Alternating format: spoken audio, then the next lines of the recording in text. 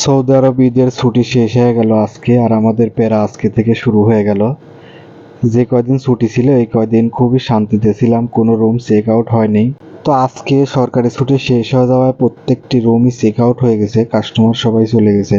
যার কারণে আমাদের কাজও একটু বেড়ে গেছে, কারণ রুম যত চেক আউট হয় সব কাজ তো আমাদেরকেই করতে হয়। যার কারণে কাজের খুবই চাপ। বেশি রুম চেক আউট হলে তো সব কাজ আমাদেরকেই করতে হবে, সব একসাথেই করতে হয়। যার কারণে বেশি হলে আমাদের একটু প্যারা বেড়ে যায়। তো ব্যাপার না, বেশি প্যারা নেওয়া যাবে না, কারণ কাজ করার জন্যই প্রবাসে আসা, কাজ তো অবশ্যই করতেই হবে।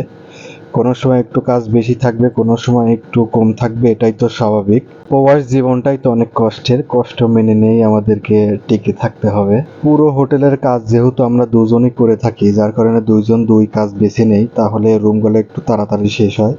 আমি এদিকে বিছানা শেষ করতেছিলাম, আর আমার বন্ধু এদিকে ময়লাগুলো ঝাড়ু দিয়ে রুম পরিষ্কার করতেছিল। যদিও বন্ধু একটু অসুস্থ, তারপরে আমাদেরকে কাজ করে যেতে হচ্ছে, কারণ প্রবাসে তো আসলে অসুস্থ হলেও কেউ দেখার থাকে না। তো আমরা দুই বন্ধু ছাড়া যেহেতু অন্য কেউ কাজের নেই, যার কারণে অসুস্থ হলেও আমাদেরকে উপস্থিত থাকতে হয় হোটেলে। তো আমরা প্রত্যেকটি রুমের পুরাতন বিছানা এবং লিফের কাভারগুলো খুলে উপরে খাস্তি দিয়ে আসছি, এবং নতুন করে এক সেট নিয়ে আসছি। এখন আমরা নতুন সেট লাগাবো।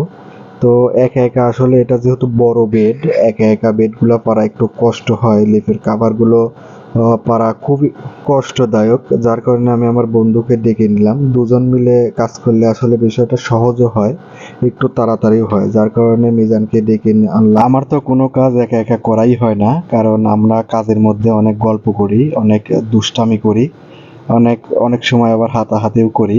তবে হাতাহাতি করলেও সেটা সিরিয়াসলি না, সেটা ইয়ার্কির ছলে করে থাকি, কারণ ছোট থেকেই দুজন একসাথে চলাফেরা করছি, এখনো একসাথেই আছি।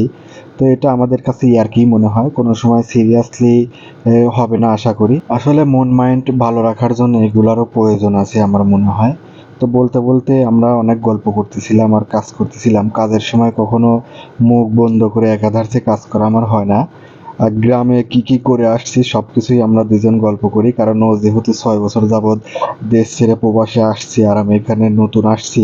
6 বছরের যত গল্প আছে আমি ওকে প্রতিদিন শোনাই। তো যখন একটু চুপ থাকি ও তখন বলে, গল্প করিস নাকি, এতদিন দেশে কি হয়েছে না হয়েছে, কোথায় কি করছিস, গল্প কর, গল্প না করলে কি কাজ আগায়। তো দুইজন গল্প করতেছিলাম আর কাজ করতেছিলাম, ইতিমধ্যে রিসিপশন থেকে কল দিয়ে ওকে নিচে ডেকে নিয়ে গেল, আর আমি সব কাজগুলো সম্পূর্ণ করলাম। সম্পূর্ণ কাজ শেষে এখন আপনাদেরকে যেটা দেখাচ্ছি এটাই হলো আমাদের হোটেলের ফাইনাল লুক। এটা যদিও একটা ছোট রুম বলতে আমরা আমাদের হোটেলগুলো সম্পূর্ণ রুমই বাংলাদেশের ফ্যামিলি বাসার মতো। তো এই রুমটা ছিল আমাদের হোটেলের মিডিয়াম রুমের মধ্যে একটি। বড় ফ্যামিলির জন্য বড় রুম থাকে, আর ছোট ফ্যামিলির জন্য ছোট রুম থাকে। তো এটি একটি মিডিয়াম রুম, ছোটই বলা চলে। তো এইখানে 2টা বেডরুম আছে এবং 2টা ওয়াশরুম আছে এবং একটি রান্নাঘর আছে।